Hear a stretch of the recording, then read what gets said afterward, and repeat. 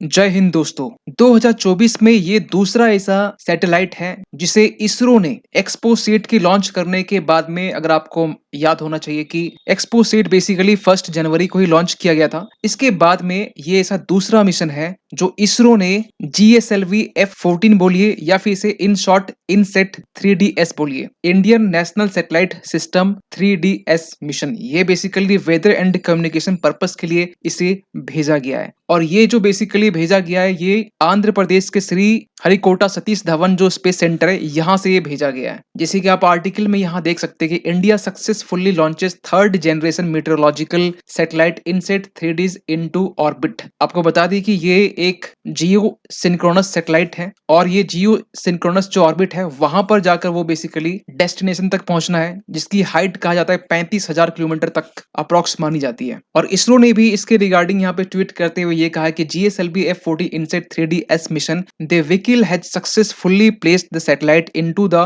intended geosynchronous transfer orbit। और कुछ articles में ये भी लिखा हुआ है कि नॉटी बॉय नाउ ओबीडियंट, एक नॉटी बॉय अब आज्ञाकारी हो गया। ऐसा इसलिए बोला गया जा रहा है क्योंकि आपको बता दें कि GSLV के थ्रू से बेसिकली जो रॉकेट है इसे लॉन्च किया गया है और GSLV के बारे में ये भी कहा जाता है कि इससे जितने भी सैटेलाइट्स अब तक लॉन्च हुए, आपको बता दें कि ये मिला के आपका 16 सैटेलाइट है। इसके पहले 15 सैटेलाइट लॉन्च किए जा चुके हैं और 15 में से 6 जो सैटेलाइट है वो पार्सली सक्सेसफुल या हम ये बोलिए ये फेलियर ही हुआ है। ठीक है, तो इसीलिए 15 लॉन्चेस में 6 जो लॉन्चेस है वो बेसिकली फेल हुआ है या पार्सली फेल भी कह सकते हैं, इसीलिए कहा जाता है कि ये नॉटी बॉय। लेकिन ये नॉटी बॉय जो है ये सक्सेसफुली जब ये लॉन्च हो चुका है तो इसीलिए यहाँ पर कहा जा रहा है कि नाउ ओबीडियंट। और 1 जनवरी आई होप कि सभी को मालूम होगा जिस दिन इसरो ने एक्सपोसेट एक्सरे पोलरिस सैटेलाइट जो सैटेलाइट बेसिकली है जो लैंग्वेजियन 1 में जिसे रखा गया था उसके लिए भेजा गया था सन की स्टडी करने के लिए। तो इसके बाद से ये दूसरा सैटेलाइट है इनसेट 3DS। तो इसके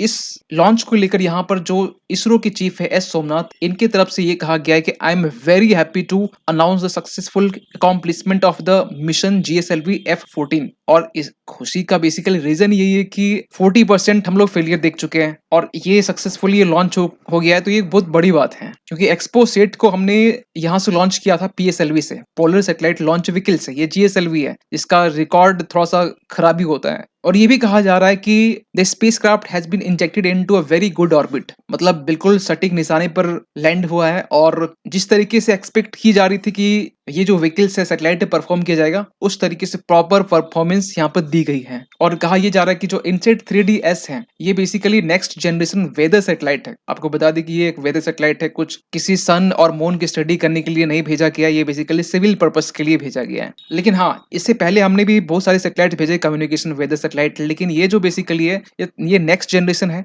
इम्प्रूव्ड कैपेबिलिटीज है के साथ यहाँ पर जो सैटेलाइट वो भेजा गया है। क्योंकि इसके पहले हमने इनसेट 3D भेजा है और इनसेट 3DR भेजा है, ये 3DS है। थोड़ा डिटेल्स में बात करें तो बेसिकली GSLV F14 ये GSLV का 16 फ्लाइट है। आपको बताना चाहते हैं कि सबसे पहला जो फ्लाइट था GSLV का जो लॉन्च किया गया था सैटेलाइट, ये बेसिकली GSAT ही था सैटेलाइट 18 अप्रैल 2001। लेकिन इस टाइम में पार्सली फेल या पार्सली सक्सेसफुल का सामना हमें करना पड़ा। लेकिन इसके बाद जब भेजा गया 2003 मई के आसपास में, तो उस टाइम में पहला सक्सेसफुल हमें मिला GSLV लॉन्च व्हीकल्स हमें। और इसके पहले भी हमने पिछले साल 2023 की हम बात करें तो मई 2023 में हमने GSLV 15th जो फ्लाइट है लॉन्च किया था इसरो ने। और कहा जा रहा है कि ये 7th ऑपरेशनल फ्लाइट है। जहां ऑपरेशनल लिखा हो मतलब समझना कि ये बेसिकली सक्सेसफुल फ्लाइट है, यानी इसके मतलब पहले जितने भी लॉन्च हुए वो पार्सली फेल हुए, पार्सली सक्सेसफुल हुए with an indigenous cryogenic satellite. Indigenous cryogenic, देखिए क्रायोजेनिक सैटेलाइट बेसिकली होता है कि जो भी फ्यूल होता है, चाहे ऑक्सीडाइजर हो चाहे फ्यूल हो,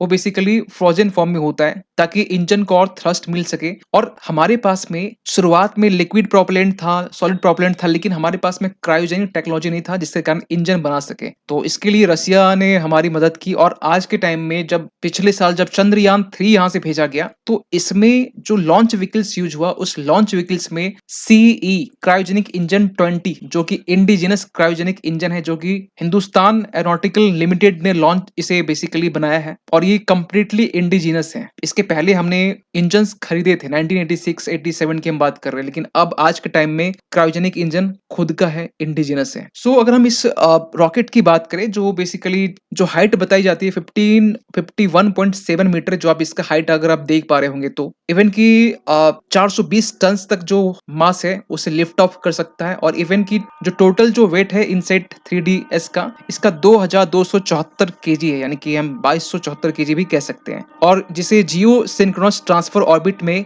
बेसिकली इसे पहुंचाना है। और कहा जा रहा है कि 253 किलोमीटर डिस्टेंस एटीट्यूड पहुंचने तक, हाइट में पहुंचने तक इसे 11 से 23.06 सेकेंड लगे। आप बताना इसमें कितना मिनट होगा। जियो सिंक्रोनस के बारे में ये कहा जाता है कि ये बेसिकली 35,000 किलोमीटर की हाइट तक में ये होता है, और इसी का एक छोटा भाई है जियो स्टेशनरी। जियो स्टेशनरी और जियो सिंक्रोनस में डिफरेंस इतना ही है कि जियो स्टेशनरी में हम लोग अर्थ में एक लोकेशन को लॉक करते हैं, खासकर सैटेलाइट के साथ में, और जियो सिंक्रोनस में ये बेसिकली इंक्लाइंड होता है। ये आप देख पा रहे हैं इंक्लाइंड फॉर्म में है, लेकिन जब जियो स्टेशनरी बोलेंगे तो वो बेसिकली हॉरिजॉन्टली, या हम इक्वेटर, जो इक्वेटोरियल लाइन होता है उसी के पैरेलल होता है। अगर हम मिशन की ऑब्जेक्टिव की बात करें तो ये बेसिकली अर्थ सरफेस को मॉनिटर करने वाला है, ओशियनिक ऑब्जर्वेशंस, मेट्रोलॉजिकल इंपॉर्टेंस के लिए बेसिकली ये भेजा गया है। इवन कि जो वर्टिकल प्रोफाइल होते हैं, वर्टिकल प्रोफाइल का मतलब ये हो गया कि जैसे डिफरेंट टेम्परेचर्स में ह्यूमिडिटी अगर अलग है, रेनफॉल या फिर क्लाउड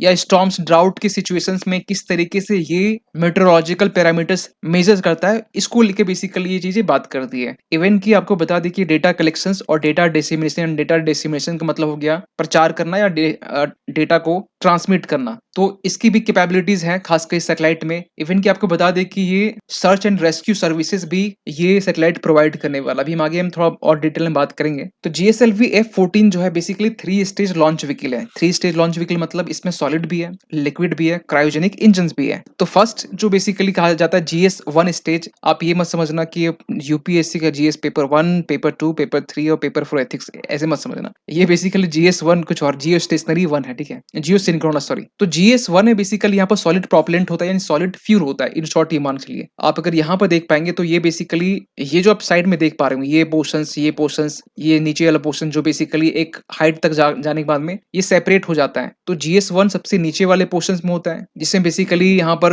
ये भी कहा जाता है इसमें EPS लगा होता है, यानी कि 4 EPS, यानी अर्थ स्टोरेबल प्रोपेलेंट स्टेजेस। मतलब इन शॉर्ट जो चार जो पिलर साइड में दिखाई देते हैं ना, ये 4 पिलर साइड में, ये 4 यहाँ पर लगे होते हैं। इवन की सॉलिड प्रोपेलेंट भी यहीं पर होता है। स्टेज 2 में GS2 जिसे हम कहते हैं, जिसे यहाँ पर अर्थ स्टोरेबल प्रोपेलेंट होता है, इन शॉर्ट हम लिक्विड भी कह सकते हैं। और GS3 जो बेसिकली ये क्रायोजेनिक स्टेज होता है, विद प्रोपेलेंट लिक्विड ऑक्सीजन होता है एंड लिक्विड हाइड्रोजन होता है। और ये अगर थोड़ा सा हम इमेज के थ्रू आपको बताए तो GSLV F08 है, ये आपका F14 है। तो एक्चुअली F14 भी इसी तरीके से बिहेव करने वाला, क्योंकि आपको बता दें कि एक हाइट के बाद में GS1 पहले सेपरेट होता है, ठीक है, फिर एक हाइट के बाद में GS2 सेपरेट होता है। जैसे जैसे लोड सेपरेट होते हैं इसकी वेलोसिटी बढ़ती जाती है। आप देख सकते हैं यहाँ पर 2394 वेलोसिटी मीटर पर सेकंड है, फिर यहाँ बढ़ गया, फिर यहाँ पर GS2 जब सेपरेट हुआ तो यहाँ बढ़ गया। इसके आगे देखेंगे तो 9743.2 मीटर पर सेकंड की स्पीड से आगे जा रहा है। अगर हम इनसेट 3DS के बारे में बात करें, यानी कि जो सैटेलाइट है जो आगे पहुंचने वाला है, तो इसमें 4 पेलोड है, जैसे कि आपको चंद्रयान 3 में भी पेलोड आपको देखने को मिले थे, जिसमें 4 पेलोड में imager, sounder, data relay transponder है, जिसके शॉर्ट में DRT भी कहते हैं, satellite aided search and rescue transponder है। एक एक करके बात कर लेते हैं। इमेजर पेलोड में बेसिकली ये मल्टी स्पेक्ट्रल इमेजर कैपेबल है, जो एक हाई डेफिनेशन जो इमेजेस है वो सेंड करेगा। साउंडर पेलोड में बेसिकली क्या है कि इसमें कि एटमॉस्फेरिक जो वर्टिकल प्रोफाइल्स है, जिसमें हम बात कर चुके हैं कि टेम्परेचर हो, रेनफॉल हो, या फिर सरफेस प्रेशर हो, क्लाउड हो, स्टॉर्म्स हो, ड्राउट हो, इसको लेकर यहाँ पर जो डेटा है वो बेसिकली अर्थ तक पहुंचाएगा। ये रहा सैटेलाइट जो आगे तक पहुंचेगा। इसमें कुछ पेलोड लगे हुए हैं, आप अगर जिसे इमेज में देख पा रहे होंगे तो। इवन की DRT के बारे में बात करें तो यानी कि डेटा रिलाय ट्रांसपोंडर, इसका मेन पर्पस ये है कि ये रियल टाइम हाइड्रोलॉजिकल डेटा जो है, हाइड्रोलॉजिकल और ओशियोग्राफी डेटा ये अर्थ तक पहुंचाएगा। रियल लाइफ एक्चुअली ये थोड़ा टफ होता है, लेकिन इसमें डीआरटी का बेसिकली काम ही ये होता है कि रियल टाइम में जो डेटा है हाइड्रोलॉजिकल, यानी कि हम ये कहें हाइड्रोलॉजी यानी कि ओशन के नीचे का डेटा, यानी कि कहाँ पर लैंड है, कहाँ पर डेप्थ ज्यादा है, उसको लेकर ओशियोग्राफी को, ओशन को लेकर डेटा अर्थ तक पहुंचाने वाला। इवन की लास्ट में बात करें सर्च एंड रेस्क्यू के बारे में, ट्रांसपोंडर रिसेंटली आपको मालूम है कि बहुत सारे जो रेड सी में शिप के ऊपर जो अटैक देखा गया, डिस्ट्रेस सिग्नल दी जाती है, डिस्ट्रेस कॉल दिया जाता है, मतलब यहाँ से हेल्प मांगने के लिए। तो डिस्ट्रेस सिग्नल के लिए यहाँ पर ये SRT जो है, यानी कि सर्च एंड रेस्क्यू ट्रांसपोंडर, इसे लगाया गया है। बेसिकली इसे इमरजेंसी यूज के लिए रखा गया है, जो सर्च एंड रेस्क्यू ऑपरेशंस के लिए बेसिकली काम आने वाला है। तो आई होप कि इनसेट 3D मिशंस के बारे में आपको जो भी जानकारी आपको जाननी चाहिए, आपको सभी जानकारी देने की कोशिश की है। तो इसरो के इस सेकंड लॉन्च के बारे में आपका क्या मानना है, कमेंट कीजिएगा। मिलते किसी अगली वीडियो में, तब तक के लिए थैंक यू सो मच।